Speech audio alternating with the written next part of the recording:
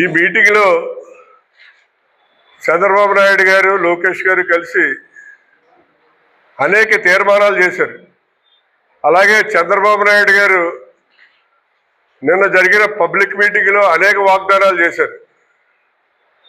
అయ్యా చంద్రబాబు నాయుడు గారు, మీరు చేసిన వాగ్దానాలు కానీ మీరు చేసే ప్రమాణాలు కానీ తీర్మానాలు కానీ ఈ రాష్ట్ర ప్రజలు ఎవరు కూడా నమ్మే పరిస్థితిలో లేరు.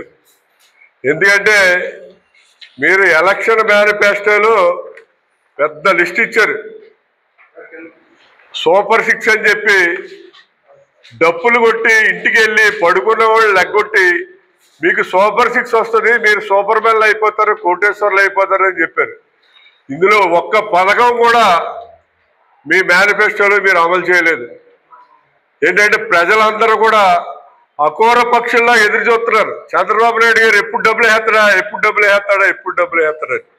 మీరు చేసిన వాగ్దానాలు, మీరు చేసినటువంటి మేనిఫెస్టో కొన్ని ఒకసారి జస్ట్ కొన్ని చదివినిపిస్తారు. సూపర్ 6 ఇంటింటికి వెళ్ళి డప్పులు కొట్టి లెగ్గొట్టి అయ్యా మీకు సూపర్ 6 వస్తుంది, మీరు కోటేశ్వర్లు అయిపోతారని చెప్పారు. ఇందులో యువతకి 20 లక్షల ఉద్యోగాలు, ఉన్న ఉద్యోగాలు తీస్తావు నువ్వు.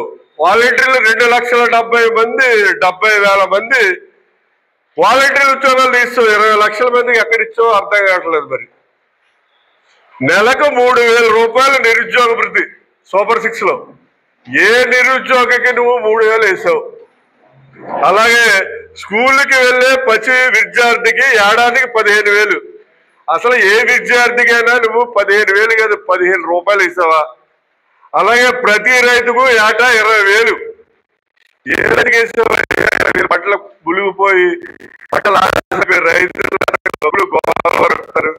ప్రతి మహిళకు నెలకు 1,500, 19 సంవత్సరాల నుంచి 55 సంవత్సరాల వరకు. అసలు మహిళలకు ఎవరికైనా నువ్వు 1,500 రూపాయలు ఏ మహిళకన్నా వేసావు? అసలు ప్రతి ఇంటికి ఏడాదికి 3 గ్యాస్ సిలిండర్లు. ఒక్క గ్యాస్ సిలిండర్లు ఇచ్చావు, ఏడాదిలో తుస్సు అనిపించావు. మిగతా 2 సిలిండర్లు ఎగ్గొడిచావు. అలాగే మహిళలకు ఉచిత బస్ ప్రయాణం. ఎక్కడుంది మహిళలకు ఉచిత బస్ ప్రయాణం? నువ్వు ఎలాంటి వాగ్దానాలు 100 వాగ్దానాలు చేసావు. ఇవన్నీ కూడా నువ్వు చేసినయే. సూపర్ 6 అని చెప్పి అదరగొట్టి ఈవేళ ప్రజలందరినీ కూడా అమాయకులు చేసి ఎదవలు చేస్తావు తప్ప నువ్వు ఎవరికీ కూడా ఏ పథకంలోనూ ఎవరికీ కూడా 1 రూపాయి కూడా వేయలేదు. అలాంటప్పుడు నువ్వు మహానాడులో ఏ తీర్మానాలు చేశాను, వాగ్దానాలు చేశాను, అది ఇదంటే ప్రజల నమ్మటానికి అమాయకులు కాదు. మీరేంటంటే లోకేష్ని కేవలం ఎక్స్పోజ్ చేయాలి, లోకేష్ని హైలైట్ చేయాలి అనే ఉద్దేశంతో మహానాడు జరిగింది తప్ప ఇది ప్రజలకు ఉపయోగపడేటువంటి మహానాడు తీర్మానాలు కానీ మహానాడు కానీ ఏమి కాదు. మరి ఆల్రెడీ లోకేష్ ముఖ్యమంత్రి అవుతాడా లేకపోతే పవన్ కళ్యాణ్ ముఖ్యమంత్రి అవుతాడని చెప్పి అలా టాకలు అవుతున్నాయి. నిన్న మన రామనారాయణ గారు కూడా ఎక్కడ ప్రస్తుతం అందరూ చెప్పారు, అయ్యా పవన్ కళ్యాణ్ గారు నువ్వు తెంగరోడు కాకపోతే నేను ముఖ్యమంత్రి ఎందుకు చేస్తాడే Chandrababu Naidu most litigant politician. Lokesh గారిని హైలైట్ చేసి లోకేష్ని ముఖ్యమంత్రి చేస్తాడు కానీ నీకు అసలు అవకాశం వచ్చే పరిస్థితే ఉండదు. ఎందుకంటే నిన్ను నమ్మి ఈ రాష్ట్రంలో కాపులందరూ కూడా మొన్న ఎన్డీఏ చేశారు. అందువల్ల చంద్రబాబు నాయుడు నెగ్గేది హైలైట్ అయింది. నువ్వు ముఖ్యమంత్రి చంద్రబాబు నాయుడు బ్రతికుండగా కానీ చంద్రబాబు నాయుడు ఉండగా కానీ నువ్వు ముఖ్యమంత్రి అయ్యే అవకాశం లేదు. ఆ తర్వాత కూడా ఎన్డీఏ అధికారంలో ఉన్నా నిన్న చేయటానికి ఎవడో కూడా తెలుగుదేశంలో ఒప్పుకోరు.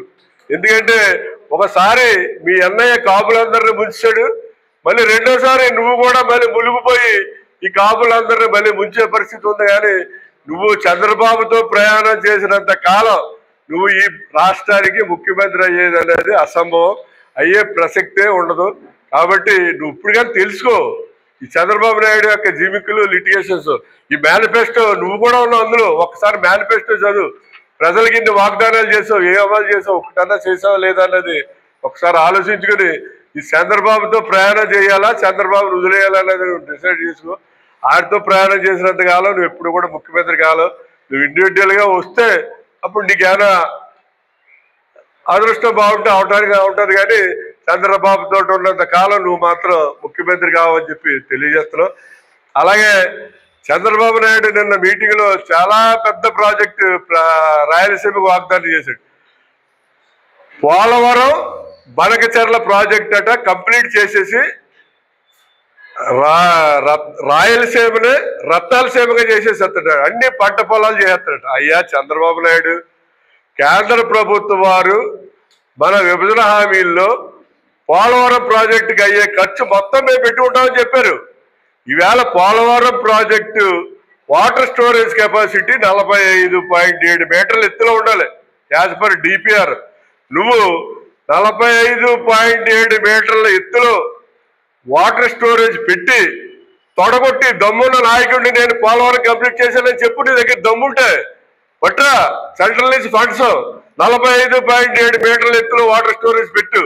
ఏవైతే ఈ మునిగిపోయిన గ్రామాలు ఉన్నాయో వాళ్ళందరికీ ఆర్ఆర్ ప్యాకేజీలు ఇచ్చేస్తే 45.7 మీటర్ల ఎత్తులో వాటర్ స్టోరేజ్ పెట్టడం వల్ల కుడి కాలాలు కానీ ఎడమ కాలాలు కానీ 23 మెగావాట్ల పవర్ ప్రాజెక్ట్ ఉంది, అది బ్రహ్మాండంగా రన్ అవుతుంది. అప్పుడు నువ్వు బలకచెర్ల ఈ చెర్ల ఆ చెర్ల అని చెప్తే ఎవడన్నా నమ్ముతాడు. కానీ పోలవరం ఏళ్ళైనోడు బలకచెర్ల ఎడుతాడంటే ఎవడో నమ్ముతాడే బాబు చంద్రబాబు నాయుడు గారు. ముందు పోలవరం కంప్లీట్ చేయి, కంప్లీట్ చేసి ఇదిగో పోలవరం కంప్లీట్ చేయాలని చెప్పి తొడగొట్టి మేసం తిప్పు, చౌదరి పౌరుషం చూపించు. అంతేగాని పోలవరం ఒకటి లేదు, అది 95.8 41.1 45.7 మీటర్స్ ఎత్తుంటేనే పోలవరం ఎఫెక్ట్ ఉంటుంది. 41.17 ఉంటే పోలవరం వేస్ట్, అది లిఫ్ట్ ఇరిగేషన్ అవుతుంది తప్ప పోలవరం ప్రాజెక్ట్ అవ్వదు. కాబట్టి ముందు అది కంప్లీట్ చేయి. ఏదేదో వాగ్దానాలు చేస్తావు, ఒక్క వాగ్దానం కూడా నెరవేరలేదు. ఇది 100 వాగ్దానాలు ఒక్కటి కూడా నెరవేర్చలేదు. ఈ వాగ్దానాలనే ప్రజలు నమ్మే పరిస్థితుల్లో లేరు. ఇంకా మాట్లాడితే జగన్ గారు ఎందుకు జగన్ అయిపోయింది జగన్. ఎందుకంటే జగన్ అనేవాడు, జగన్ పార్టీ ఆల్రెడీ డిస్పోజల్లోకి వచ్చింది. అది ఖండం అయిపోయింది. అది జగన్ అనేవాడు కూడా డిస్పోజల్కి వచ్చాడు. రేపో మాపో నన్ను విజయసాయి రెడ్డి ఇచ్చాడు. జూన్ 10 కల్లా జగన్మోహన్ రెడ్డి జైలుకి పోతాడు సారా కేసులో. ఆ సారా కేసులో జగన్ జైలుకి పోతాడు. మీరు జగన్ గురించి మాట్లాడి ఆడికి ఆక్సిజన్ ఇస్తున్నారు తప్ప జగన్ ఎలాగన్నా పోయేవాడే. ఎందుకు మళ్ళీ ఆక్సిజన్ ఇచ్చాడే లేపడం? ఎందుకంటే రాజశేఖర రెడ్డి గారు చెప్పాడు, చట్టం తన పని తాను చేసుకుపోతుంది అని చెప్పి రాజశేఖర రెడ్డి గారు ఎప్పుడు చెప్పాడు. చట్టం అలా చేసిపోతుంది. ఎందుకంటే 3,200 కోట్ల రూపాయల స్కామ్ అందరూ కూడా జగన్ వైపు చూపెడతారు. ఏది కృష్ణమోహన్ రెడ్డి అయినా, లేకపోతే కేసిరెడ్డి అయినా, లేకపోతే ఈ అందరూ ఉంటారు. అందరూ కూడా ఈ డబ్బు అంతా అక్కడికి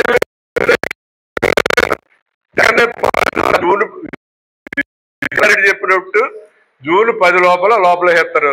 10 కాకపోతే 20 జూన్ నెలలో మాత్రం గ్యారంటీగా లోపల వేస్తారు.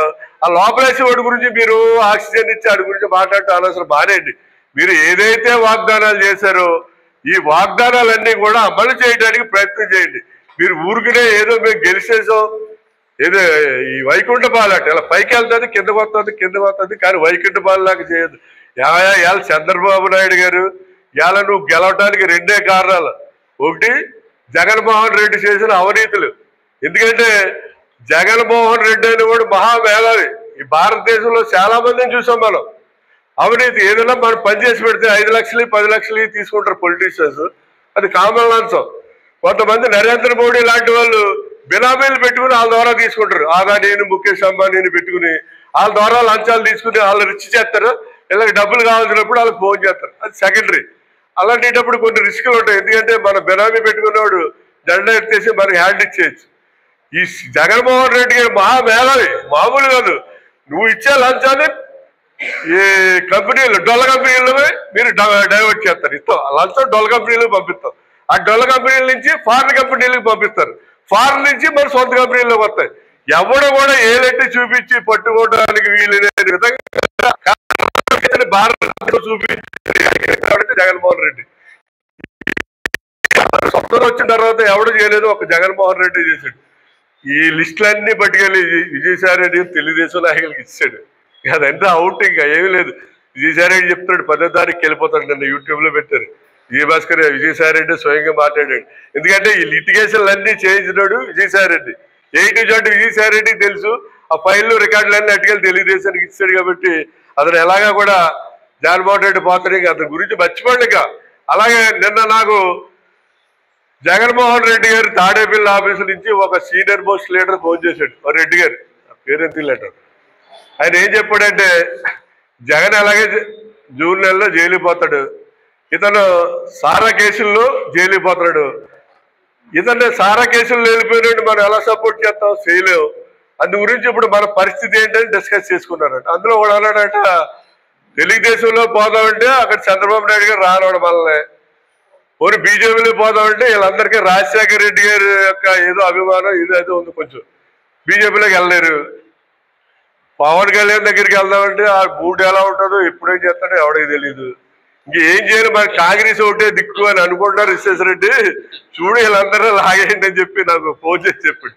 నేను చెప్పాను మేము వైసీపీలో ఎలిగేషన్స్ ఎవరు వచ్చినా సరే మేము తీసుకుంటున్నాం, స్టేట్ సరివులంపకి ఆమోదం లేకపోయినా నేను చెప్పేస్తున్నాను.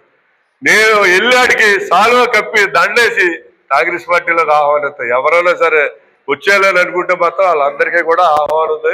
ఎందుకంటే అవసరమైతే వాళ్ళ స్థాయి పెద్ద స్థాయి అయితే సర్వీలందరూ కూడా తీసుకెళ్తారు, తీసుకెళ్ళి వాళ్ళకి సాల్వ్ వేసి కండ కప్పించి వాళ్ళు తీసుకురావడం జరుగుతుంది. కాబట్టి వైసీపీలో ఉన్న నిజాయితీ నాయకులు ఎవరో కూడా ఆధారపడవద్దు. మీకోసం కాంగ్రెస్ పార్టీ ఎప్పుడు ఎదురు చూస్తూ ఉంటుంది. ఎందుకంటే కాంగ్రెస్ పార్టీ తల్లి లాంటిది మీ అందరికీ కూడా. ఇవాళ రాజమండ్రిలో ఉన్న ఎంపీలకు కానీ మాజీ ఎంపీలకు కానీ మాజీ ఎమ్మెల్యేలకు కానీ వీళ్ళందరికీ లైఫ్ ఇచ్చింది కాంగ్రెస్ పార్టీ. కాంగ్రెస్ పార్టీ వల్ల వీళ్ళు ఎంపీలు అయ్యారు, కాంగ్రెస్ పార్టీ వల్ల ఎమ్మెల్యే అయ్యారు. ఇలా బాగా సంపాదించేసుకుని సైలెంట్గా కూర్చున్నారు. అయ్యా మీరు సంపాదించి సైలెంట్గా కూర్చుంటే కన్న తల్లికి అన్నం పెట్టకుండా మీ బతుకు మీరు చూసుకున్న వాళ్ళ లాంటి వాళ్ళే మీరు కూడా.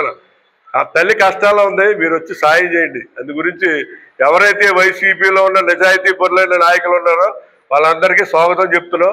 ముఖ్యంగా ఈవేళ చంద్రబాబు నాయుడు గారికి, లోకేష్ గారికి, పవన్ కళ్యాణ్ గారికి నేను చెప్పేది ఏంటంటే మీరు చాలా హామీలు ఇచ్చారు. ఈ హామీల్లో నెలకు 3,000 రూపాయలు నిరుద్యోగ వృత్తి తో సహా ఇవ్వాలని చెప్పి కాంగ్రెస్ పార్టీ తరఫున డిమాండ్ చేస్తారు. ఎందుకంటే చంద్రబాబు నాయుడు జూన్ 15 నుంచి అమ్మఒడిలో వేస్తాం, లేకపోతే 20 నుంచి లేకపోతే ఆగస్టులో ఏళ్ళకేస్తా ఉంటాడు. నువ్వు ఎప్పుడైతే లేకపోతే 2027 కానీ నీ ప్రభుత్వం ఏర్పడిన రోజు నుంచి కూడా నువ్వు ఇచ్చే రోజు వరకు వీళ్ళ ఏరియాస్ టోటల్ అమౌంట్ ఇవాళ 3,000 రూపాయలు నిరుద్యోగ వృత్తి అన్నాడు.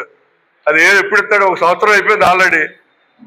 12/3 36,000, లేదా ఇంకో సంవత్సరం ఇంకో 36,000, 72,000 ప్లస్ ఏ రోజు నుంచి నువ్వు పథకం స్టార్ట్ చేసావు ఆ రోజు వరకు. నువ్వు ఏ రోజు నుంచి